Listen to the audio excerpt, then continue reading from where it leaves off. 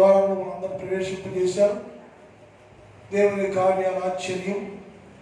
యేసుక్రీస్తు ప్రభుల వారి శిలువ ధ్యానాల్లో ఉన్న మనం ప్రతి ఏటా సంవత్సరం 40 రోజులు భక్తి శ్రద్ధలతోటి క్రమం తప్పకుండా దేవుని సన్నిధికి ఉపవాసాలుండి ప్రభు సన్నిధిలో మా కొరకే ప్రభువా మీరు సిలువ వేయబడ్డారు, చనిపోయారు, తిరిగి లేచారు, ఈ శ్రమంతా నా కొరకే ప్రభువా క్షమించి మరొక సంపూర్ణ ఆశీర్వాదం దయచే ప్రభువా అని మనందరూ కూడా దేవుని సన్నిధిలో చేరి దేవుని నామములో మన పాపాలు ఒప్పుకుంటూ ప్రార్థన చేసుకోవడానికి ఇవ్వబడిన తరుణమే ఈ శిలువ ధ్యానం.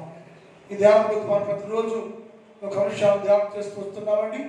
ఈరోజు యెషయా గ్రంథం 53వ అధ్యాయం 11వ చదువుతాం. యెషయా గ్రంథం 53వ అధ్యాయం 11వ వచనం. అతడు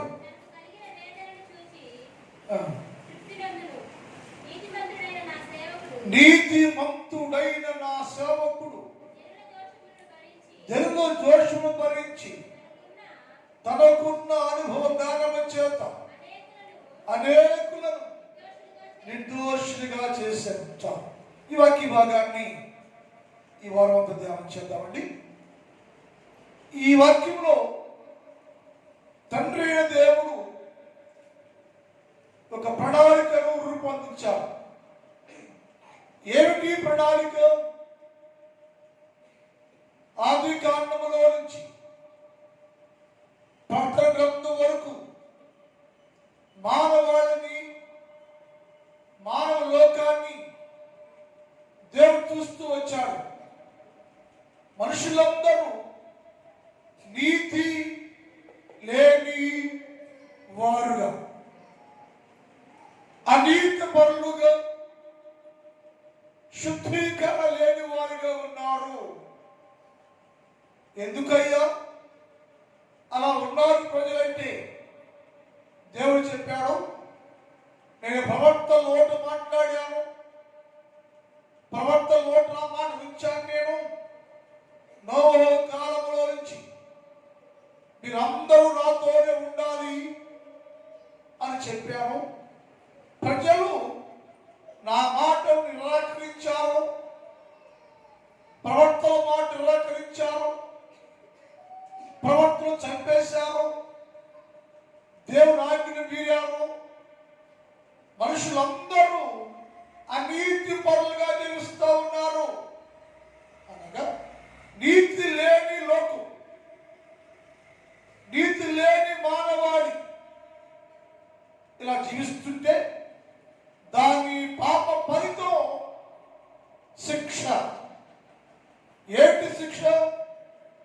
ఒక 6 రోజులు జలవతి తగ్గిపోతే శిక్ష కాదట, అది మరణకరమైన శిక్ష. ఎప్పుడైతే మానవుడు నీతిని కోల్పోయి అనీతి పడుగు మారిపోయాడో, దేవుని చిత్తానికి, దేవుని వాక్యానికి లోబడిన వారుగా ఉన్నారో, అది వారికి పాపముగాను అనీతిగాను ఎంచబడెను. అందువలన దాని పాపాన్ని బట్టి శిక్ష మరణం. అంటే మనుషులందరూ మరణములకు తగిన పాపము చేసి మరణించడానికి సిద్ధముగా ఉండేను. అయితే దేవుడు చేస్తుంటే నేను నా ప్రజలు ఎవరు పాపము అనే మరణం వల్ల, పాపము వలన వచ్చు జీతము మరణం, అట్టి మరణముతోటి చనిపోకూడదు, అందరూ నీతిమంతులుగా మార్చబడాలి. ఎలా అని దేవుడి ప్రణాళికను రూపొందించారు. నేను మాట్లాడాను, వినలేదు. ప్రవక్తలు మాట్లాడారు, వినలేదు. మనుషులందరూ దేవుని నామాన్ని చిత్తాన్ని ఎరగని వారుగా ఉన్నారు అని వారు అందరూ పాప సంబంధిగా జీవిస్తూ ఉన్నప్పుడు అది పాపము శిక్షగా మరణముగా మార్చబడింది. దాని తప్పించాలి. ఇప్పుడు ఎవరు ఆ శిక్ష పొందకూడదు, ఎవరు మరణ శిక్షను పొందడానికి వీలు లేదు. ఎలా చేయాలి అని దేవుడు ఆలోచన చేశారు. నేనే ప్రణాళిక చేస్తున్నాను, ఒక సేవకుడు ఏర్పాటు చేస్తున్నాను. నేను ఆ సేవకుడు సిలువ మీద మరణించాలి. ఒక సేవకుడు ఏర్పాటు చేస్తున్నాను నేను, ఆ సేవకుడు సిలువ మీద మరణించాలి. అతడు నీతిమంతుడిగా ఉంటాడు. నీతిమంతుడైన సేవకుడు అనేకమైన అనీతిమంతులు లేక పాప సంబంధులు జీవించేవారు అందరి నిమిత్తము నీతిమంతుడు అనబడే సేవకుడు సిలువలో ప్రాణత్యాగం చేయాలి, మరణించాలి అని దేవుడు ప్రణాళికను రూపొందించాడు. లోకానికి చాలా ఏళ్ల నుంచి శివుధ్యానం చేస్తామని ప్రపంచం ప్రతి క్రైస్తవుడు ఎలా ఉన్నారంటే సిలువకు దగ్గరగా, సిలువ మీద మరణించి వేసుకు దూరంగా జీవిస్తున్నారు. మనుషులు సిలువకేమో దగ్గరగా ఉన్నారు, సిలువ మీద ప్రాణం పెట్టిన యేసుక్రీస్తు దూరంగా ఉన్నారట. అది చెక్కతో చేయబడిందా, నెల వేయబడిందా, గుడికి పెట్టబడిందా, ఇళ్లలో ఉందా, కొనుక్కు తెచ్చి పెట్టుకుంటా ఉందా, ప్రతి సిలువను గౌరవిస్తున్నాం, సిలువను దగ్గరగా ఉంటున్నాం, సిలువ దగ్గరగా జీవిస్తున్నాం. కానీ సిలువ మీద మరణించిన యేసుక్రీస్తు ప్రభు మాత్రం ప్రపంచ క్రైస్తవం దూరంగా ఉంది. ఎన్ని సంవత్సరాలు శివ ధ్యానం చేసినా మానవాళిలో పరిపూర్ణ భక్తి లేదు, మార్పు లేదు. కారణం సిలువను వస్తున్నాడు, కానీ సిలువ మీద మరణించి సిలువ మీద ప్రాణం పెట్టి ఆ సిలువ మీద వేలాడినటువంటి యేసుక్రీస్తు ప్రభువుకేమో దూరముగాను సిలువకు దగ్గరగా క్రైస్తవులు చేస్తున్న పాపం. అందువల్ల మనుషులు పరిపూర్ణ కావటంలా, పరిశుద్ధులు కావటంలా, యేసత్వ జనకి కావటంలా. ఏం చెయ్యాలయ్యో? దేవుడు అన్నాడు, నేను సిలువేస్తాను, ఒక అలాంటి నా సేవకుడైనా సిలువలో చంపేస్తానా, చనిపోయినా కానీ సిలువనే చూస్తా తప్ప సిలువ మీద ఉన్న యేసై చూడటం లేదయ్యా అని వివేకనాలు స్పష్టంగా. ఈ మాట నేను చదువుతుంటే చాలా బాధ అనిపిస్తున్నాను. ఎందుకంటే మన మానవుడు సిలువనే చూస్తున్నాడు, సిలువు దగ్గరగా ఉన్నాడు, కానీ సిలువు మీద ప్రాణ త్యాగం చేసిన యేసుక్రీస్తు ప్రభువు వారికి దూరంగా ఉన్నాడు. మరి యేసై దూరంగా ఉండి సిలువనే చూస్తూ ఉంటే ఇప్పుడు యేసై సిలువ మీద లేదు. మానవుడు సిలువను చూడాలి, సిలువలో వేలాడిలో యేసుక్రీస్తు ప్రభుతో హత్తుకు ఉండాలి. అందుకోసం ఏం చెప్పాడు? ఒక ప్రణాళిక ఏర్పాటు చేశాను నేను. ఆ ప్రణాళికలో నా సేవకుడు సిలువలో మరణించి అనేకులను నీతివంతులు చేయటానికి ఒక సేవకుడిని ఏర్పాటు చేశాడు. ఆ సేవకుడు నేను ఎన్నుకున్నాను అన్నాడు. చూడండి, యెషయా గ్రంథం 42:1 చదువుతాం. యెషయా 42:1 త్వరగా అమ్మా. ఇదిగో ఇదిగో నేను ఆదుకుంటాను. ఎవరిని? నేను ఒక సేవకుడు ఏర్పాటు చేస్తున్నా. అతను సిలువ వేయాలి, ప్రాణం పెట్టాలి, సిలువలో చనిపోవాలి. లోకమంతా ద్వేషించి దూషించి వెలివేస్తే, నా సేవకుడు సిలువెక్కేస్తే అందరి పాపాలకు సిలువ మరణిస్తూ ఉంటే ఆదుకుంటాను నేను, వదిలేయి నేను. అయితే ఆ సేవకుడు నేను ఆదుకుందును. నేను ఏర్పాటు చేసుకున్నా. ఎందుకయ్యా తండ్రి దేవా, ఈ సేవకుడు ఎందుకు ఏర్పాటు చేశావు? ఎవరి కోసమయ్యా? నీ సేవకుడు నీ దగ్గర ఉండొచ్చు కదా, ఎందుకు వేస్తావు అంటే, తండ్రి అన్నాడు, నేను ప్రేమించే ప్రజలందరి నిమిత్తము, నేను ప్రేమిస్తున్న నాకు నా సేవకుడు, నేను ప్రేమించే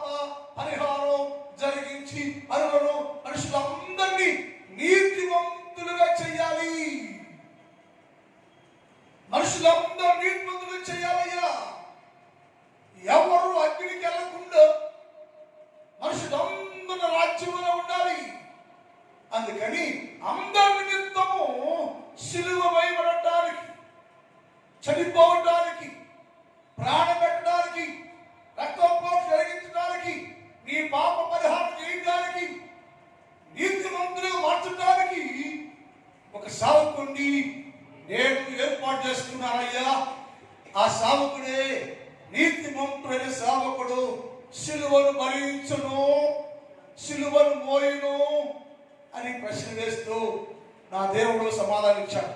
ఎవరయ్యా ఈ సిలువ మీద వేలాడే సేవకుడు, ఏర్పాటు చేసుకున్న సేవకుడు ఎవరయ్యా ఆయన అంటే ఒక భక్తుడు చెప్పిన మాట ఏంటంటే అపోస్తలుల కార్యాలు 3వ అధ్యాయం 13 చూద్దాం. ఎవరయ్యా ఆ సేవకుడు?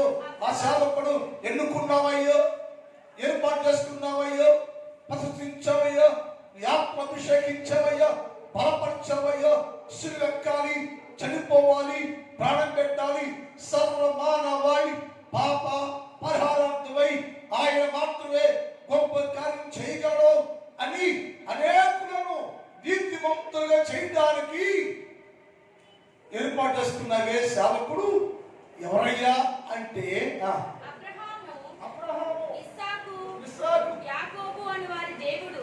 అబ్రహాము, ఇస్సాకు, యాకోబు అను వారి దేవుడు అనగా మన పితరుల దేవుడు, తన సేవకుడైన యేసు అట. ఎవరై సేవకుడు? ఎవరి సేవకుడు? అబ్రహాము దేవుడు, ఇస్సాకు దేవుడు, యాకోబు దేవుడు, మన పితరుల దేవుడు, ఒకే దేవుడు. ఎవరై సేవకుడు? ఎన్నుకున్నావే, ఏర్పాటు చేసుకున్నావే, రక్తం కాల్చాలని, ప్రాణం పెట్టాలని, అందరి కోసం మానవులందరూ నీతిమంతులు చేయాలని ఎన్నుకుని ఆత్మాభిషేకించావే. ఆ సేవకుడు ఎవరయ్యా అంటే దేవుని సమాధానం అబ్రహాము దేవుడు, ఇస్సాకు దేవుడు, యాకోబు దేవుడు, మన పితరుల దేవుడు అనబడే యేసు. ఎవరై సేవకుడు? యేసు క్రీస్తు ప్రభువు వారు. ఎవరు ఈ సేవకుడు? ఎవరయ్యా? ఎన్నుకున్నావే, ఏర్పాటు చేసుకున్నావే. ఈ సేవకుడు ఎవరయ్యా అంటే యేసు అని దేవుడయ్యా, నా సేవకుడయ్యా. ఆయన మాత్రమే సర్వమానవాళి పాప పరిహారార్థమై అనేకులను నీతిమంతులు చేయగలిగిన సమర్థుడు, శక్తివంతుడు. ఎవరయ్యా అంటే ఆయన పేరు యేసు. ఆ శిలువలో భరిస్తున్నది నీతిమంతుడు సేవకుడు ఎవరయ్యా అంటే దేవుని సమాధానం ఇచ్చారు. మీకు అర్థం కాదా? ఎవరయ్యా అంటే అబ్రహాము దేవుడు, ఇస్సాకు దేవుడు, యాకోబు దేవుడు, ఆయన పితరుల దేవుడైన యేసు అయ్యా. ఆయనను మీరు నిరాకరించేస్తున్నారయ్యా. ఆయనే శిలువ మీద వేలాడుతున్న సేవకుడు ఎవరయ్యా? ఆ నీతిమంతుడు ఎవరయ్యా? నీతిమంతుడు సేవకుడు ఎవరయ్యా అంటే తండ్రి సమాధానం. గమనించండి, ఎరగండి, తెలుసుకోండి. ఎవరయ్యా అంటే ఆయన పేరు యేసు. యేసు క్రీస్తు ప్రభువు వారు రక్షకుడు. ఆయన పేరు.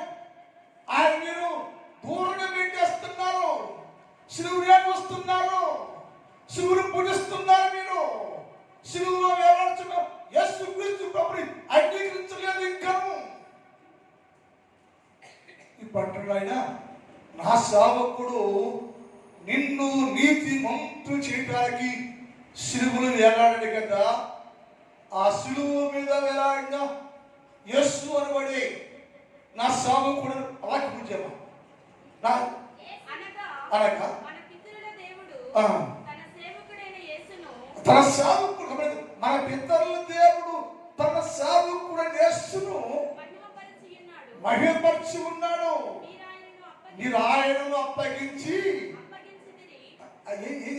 ఆయన వచ్చింది, ఆయన ఇష్టపూర్వకంగా చనిపోవడం వచ్చాడు. వీళ్ళేమో మేము అప్పగించామయ్యా అంటున్నా. అప్పగించి ఆయనను సిలువకై సంపేశామయ్యా. ఎవరైనా అంటే ఆయన పేరు యేసు. ఆయన దేవుని మాటలంటే సిలువ మోసిన సేవకుడు, సిలువ భరించిన సేవకుడు. ఎవరు ఈ సేవకుడు అంటే అబ్రహాము దేవుడు, ఇస్సాకు దేవుడు, యాకోబు దేవుడు, పితరుల దేవుడు. ఆయన పేరేంటంటే యేసు. యేసు క్రీస్తు ప్రభువు వారు. ఎందుకు యేసు వేయబడ్డామంటే అనేక నీతిమంతులు చేయాలయ్యా. ఎందుకు పట్టుకోండి, అది అపోస్తలుల కార్యాలు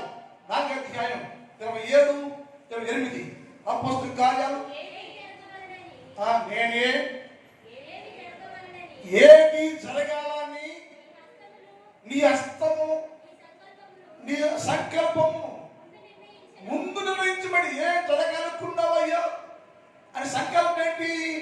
ఏం జరుగుతుందో నా సేవకుడైన యేసు భూలోకానికి వస్తే ఏం జరగాలో ముందు నిర్ణయించాడు ఆయన. ఏం జరగాలి? తిరస్కరించబడాలి, దూషించబడాలి, ఉమ్మేయబడాలి, సిలువ వేయబడాలి, చనిపోవాలి అనే ప్రణాళికను ముందుగానే తండ్రి నా దేవుడు నిర్ణయించి వాటన్నిటినీ చేయుటకై నీ అభిషేకించిన నీ పరిశుద్ధమైన సేవకుడు ఆయన పేరు యేసు.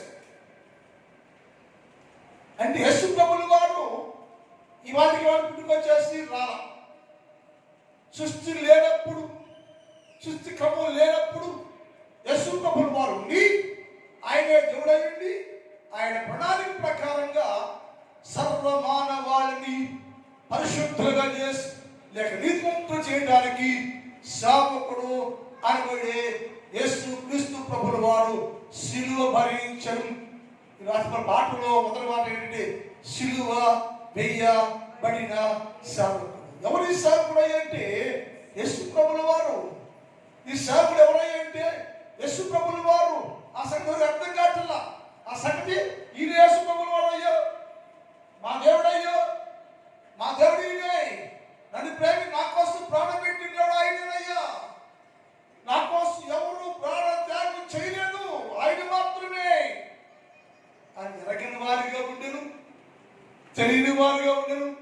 ఆ చనిపోయాడా మళ్ళీ ఏట వచ్చిందిగా అనుకుంటున్నా తప్ప ఎప్పటికప్పుడు ఆయన మాత్రమే నా పాపములకు భరించి నన్ను విడిపించి నా జీవితాన్ని మార్చేసి నీతిమంతు చేసిన వారు ఎవరో అంటే నా సేవకుడు. ఆయన పేరేంటంటే యేసు. ఆయన ఎవరో తెలియాలి నీకు, ఆయన ఎవరు తెలుసుకోవాలి నువ్వు, గ్రహించాలి నువ్వు.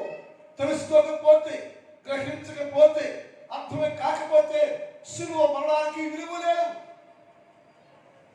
సిలువ త్యాగానికి విలువ లేదు అని దేవుడు చెప్పాడు. నేనెవరు తెలియాలి నీకు, ఎవరు నీకు తెలియాలి. అదే యెషయా గ్రంథం 43:10 చదువుతాం. యెషయా 43:10. మీరు ఈ సిలువ మీద వేలాడుచున్నటువంటి నా సేవకుడు ఎవరో మీరు తెలియాలి. సిలువ మీద వేలాడుతున్న నా సేవకుడు ఎవరో తెలుసుకోవాలని మీరు తెలుసుకొని ఆయన తెలుసుకొని ఆయన మాట అంటే నేనే ఆయన్ని. సిలువ ఎవరంటే నేనే.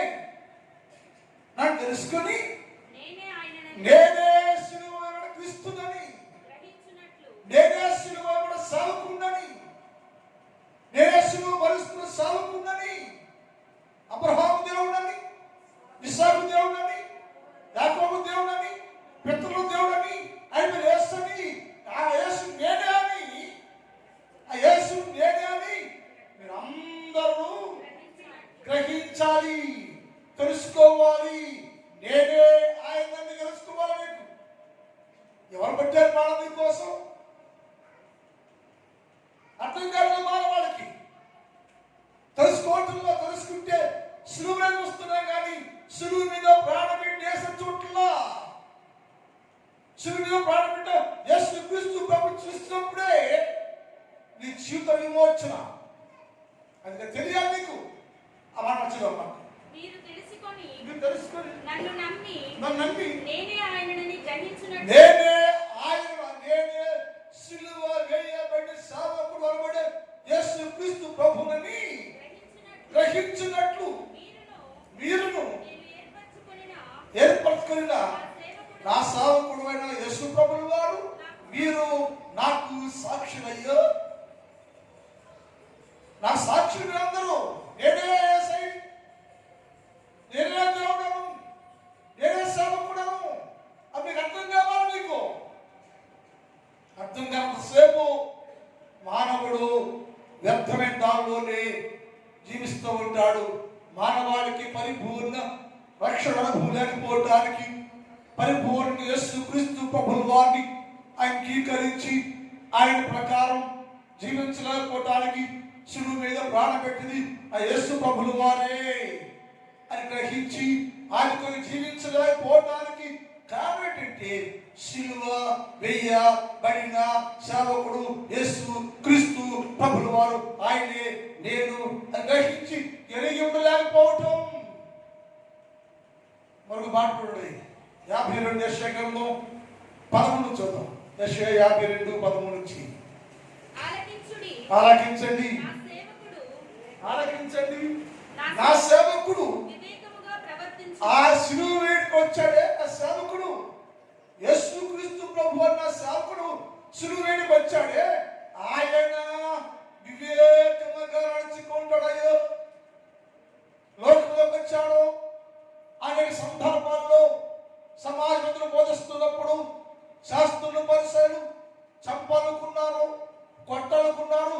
అనేక స్థలాల్లో నిలబడి వాక్యం బోధిస్తుంటే అద్భుతం చేస్తూ ఉంటే అనేక సార్లు అనేక సందర్భాల్లో యేసుక్రీస్తు ప్రభుల వారిని శిలువ వేసి చంపేయాలి చంపేయాలి అని శాస్త్రులు పరిసరులు సుందకాయలు ప్రధాన యాజకులు అనేక సార్లు ప్రణాళిక సిద్ధం చేస్తే ఆయన ఆయన ఆయన సమయం వచ్చిందాక యేసుక్రీస్తు ప్రభుల వారు శిలువలో మరణించే సమయం వచ్చిందాక వివేకముగా ప్రవర్తించను, తెలివిగా ప్రవర్తించను. వాళ్ళు చంపేయకుల్లా నేను చనిపోవాలి, వాళ్ళు చంపేయకూడదు, నన్ను వాళ్ళు సిలువేయకూడదు, నన్ను నా అంత నేను నా ప్రాణం పెట్టే సమయం వచ్చిందాక యేసుక్రీస్తు ప్రభుల వారు వివేకముగా ప్రవర్తించను. అతడు హెచ్చించబడి ప్రసిద్ధుడై మహాగరుడుగా ఎంచబడినయ్యా. నేనే దేవుడను, రక్షించోడం నేనే అని యేసు ప్రభుల వారు తెలియపరుస్తున్నారు. ఎందుకంటే వివేకము కలిగి జ్ఞానము కలిగి సమయం వచ్చిందాక యేసు ప్రభుల వారు ఉండి నా సేవకుడు అనబడి యేసు ప్రభుల వారు మీ నిమిత్తమైన సిలువలో మరణించారు. క్రైస్తవుడా, నీ కోసం సిలువ వేయబడినటువంటి సేవకుడు ఎవరయ్యా? నీకోసం వేయబడిన సేవకుడు ఎవరయ్యంటే సృష్టి ప్రారంభించే ఉన్న దేవుడు ఆయన యేసు ప్రభుల వారు. ఎందుకయ్యా సిలువలో మోసాడు నీ సేవకుడు అయ్యంటే నిన్ను నీతివంతులు చేయాలి, నిన్ను నీతివంతులు మార్చాలి. నీతి లేదు, నిజాయితీ లేదు, పాపం ఉంది, దాని ఫలితం మరణం.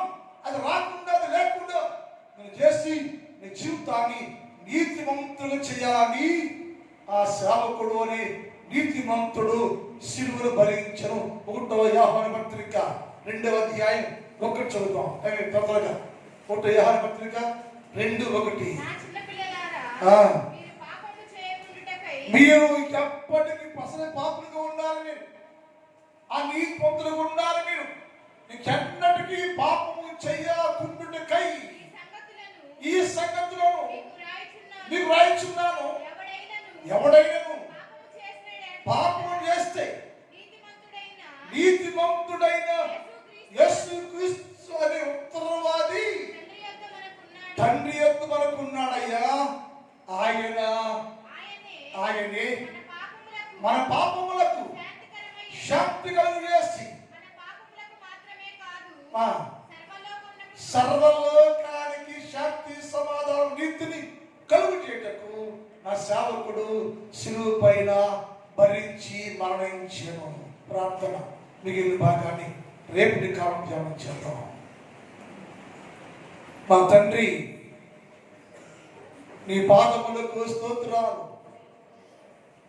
పరిశుద్ధుడమైన దేవ, ఈ రాత్రి కాలములో నీతిమంతుడు అనబడే నా సేవకుడు శిలువ భరించడం, శిలువలో ప్రాణం పెట్టడం అని చెప్పారయ్యా. ఎవరో మాకు అర్థం కాక శిలువనే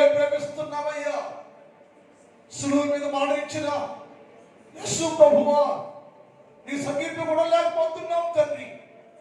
ఇప్పుడైనా గ్రహించుకొని నా శాంతి, నా నీతి, నా సమాధానం నీవే ప్రభు అని సిలువలో వేలాడుచున్న సావకుడైన యేసుక్రీస్తు ప్రభువే నా దేవుడని గ్రహించే భాగ్యము దయచేయండి.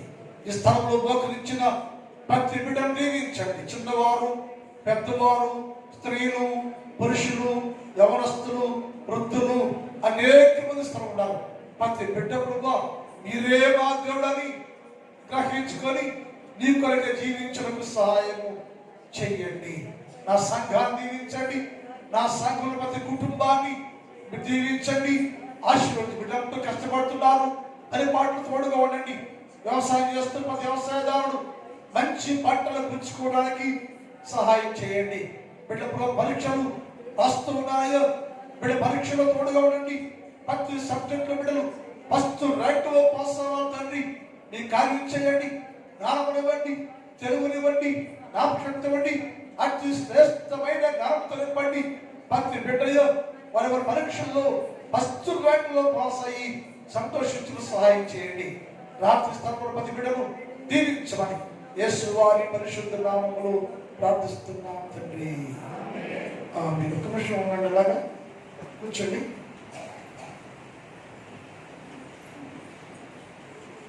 ఇక్కడ క్రిస్మస్ టీచర్ గారు ఒక గాయత్రి ఇచ్చారండి. అంతర్జాతీయ మహిళా దినోత్సవం అంట.